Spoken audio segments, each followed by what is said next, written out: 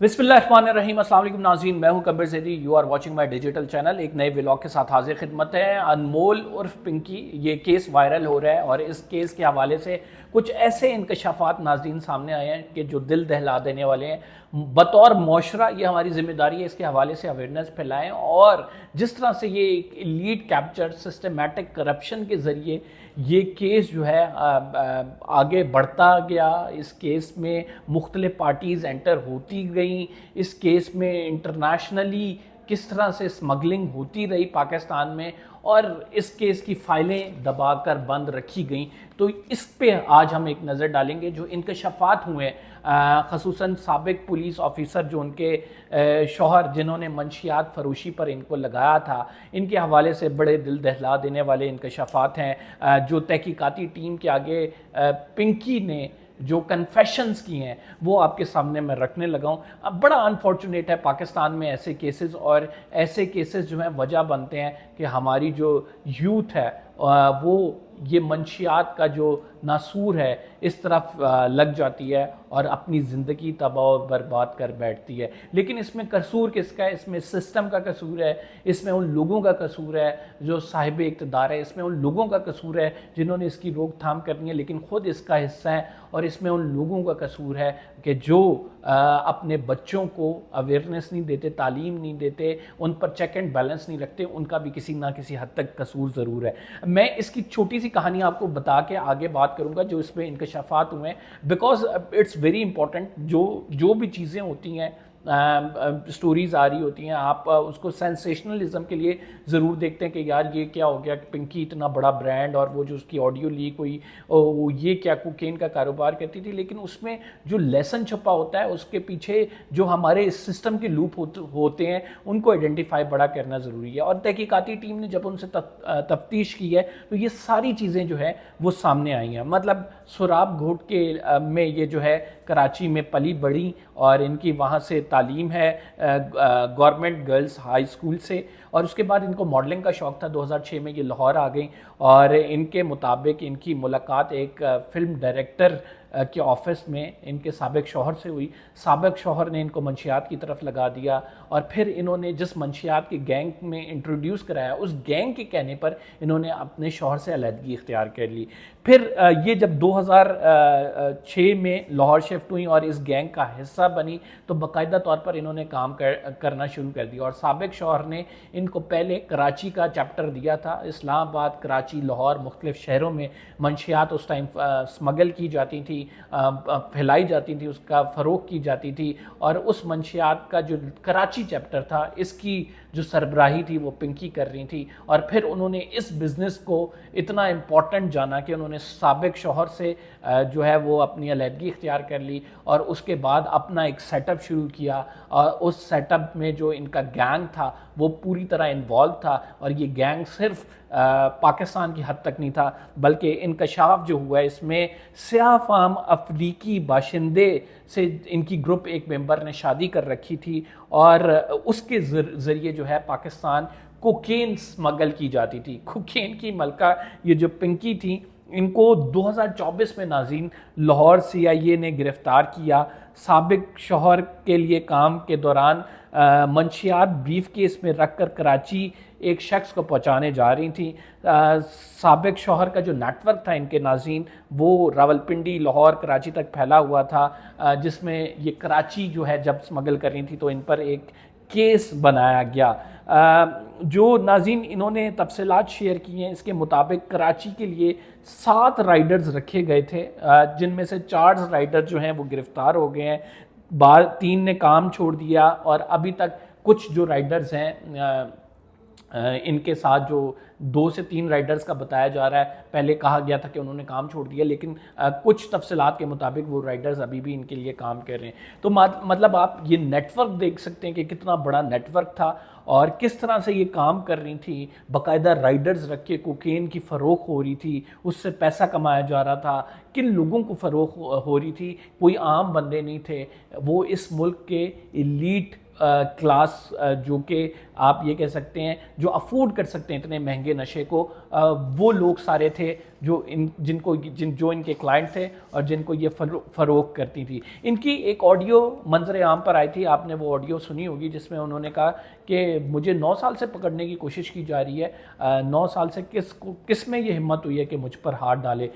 آپ دیکھیں 2006 سے لے کر آج 2026 ہے, اٹس بین 20 ایئرز, اور 20 سالوں میں جو ہے ایک کاروبار وہ پاکستان کے اندر ہوتا بھی رہا, اس کاروبار کو فروغ بھی پاتا رہا, وہ پنپتا بھی رہا, اس کے کلائنٹس بھی رہے, اور پولیس ستو پی کے سو رہی تھی, آنکھیں بند کی ہوئی تھی پولیس نے.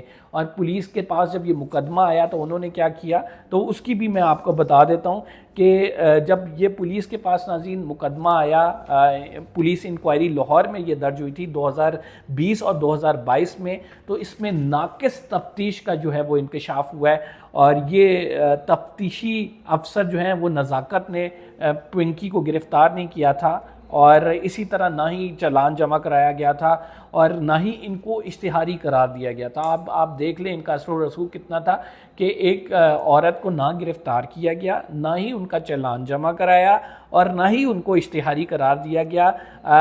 چالان میں ناظرین پنکی کی گرفتاری التوا میں رکھ کر جو گرفتار ملزم ہے ریاض نامی شخص جو گرفتار ہوا تھا, اس کو بری کروا دیا گیا تھا. مطلب آپ ان لوگوں کا اثر و رسوخ دیکھیں کہ کس طرح سے پولیس ان کے ساتھ ملی رہی, اور پولیس اب وہ کہتی ہے کہ وہ جو افسر صاحب جس نے یہ سارا کچھ کیا تھا, پیسے لیے تھے, وہ ریٹائر ہو گئے ہیں. ان کا کیا تھا, ان کو تک کچھ سٹیک پہ نہیں تھا, یہ اس ملک کا عوام کا سٹیک پہ تھا, اس ملک کے بچوں کا سٹیک پہ تھا, جو انہوں نے سب کچھ سٹیک پہ لگا کر خود انہوں نے تفتیش نامکمل چھوڑ کر وہ ریٹائر ہو چکے ہیں ابھی صاحب. تو اس کے ساتھ ساتھ ناظرین یہ بھی بتایا گیا کہ جو ڈیٹا ہے وہ ریکور کر لیا گیا ہے, اور لیگل افسران کی رائے جو ہے اس کیس میں دوبارہ لی گئی, لیکن پھر بھی یہ کیس جو ہے وہ منطقی انجام تک نہیں پہنچ سکا. اب اس میں ناظرین انٹرنیشنل جو آپ یہ کہہ سکتے ہیں کہ ملک ہے افریقہ کے لوگوں کی انٹری ہوتی ہے, اور ابھی جو نیا انکشاف کراچی پولیس کے چیف آزاد خان کی جانب سے کیا گیا ہے کہ جو افریقہ ہے اس سے باقاعدہ طور پر سمگلنگ ہو رہی تھی اس کی, اور اس سمگلنگ کو روکنے کے لیے اب مختلف جو ہے وہ میئرز لیے جا رہے ہیں. جو موبائل نمبر ہے, جو موبائل ہے, اس سے تقریباً 869 کانٹیکٹس ملے ہیں ناظرین, جن میں سے 132 تو صرف کراچی کے نمبر ہیں. یہ وہ لوگ ہیں جو پنکی کے کلائنٹ تھے, اور کراچی کے جو نمبر ہیں ان کے خلاف جو ہے وہ باقاعدہ کارروائی کا آغاز ہو گیا. اچھا, یہ چونکہ یہ منافع بخش بڑا بزنس ہوتا ہے, اور لوگوں کی کوشش ہوتی ہے کہ یہ بزنس جو ہے وہ کر کے راتوں رات امیر ہوا جائے, تو اس وجہ سے ان کو بڑا یہ لوکریٹو لگتا ہے کہ ہم اس بزنس میں آئیں. اور یہی وجہ ہے کہ کراچی پولیس کے چیف نے ملزمہ کے بینک اکاؤنٹ کی جب تفصیلات ناظرین حاصل کی ہیں تو 3 کروڑ کی ٹرانزیکشنز جو ہیں وہ کی گئی ہیں. کون سا ایسا بزنس ہے جس میں راتوں رات 3 کروڑ کی ٹرانزیکشنز کی جاتی ہیں؟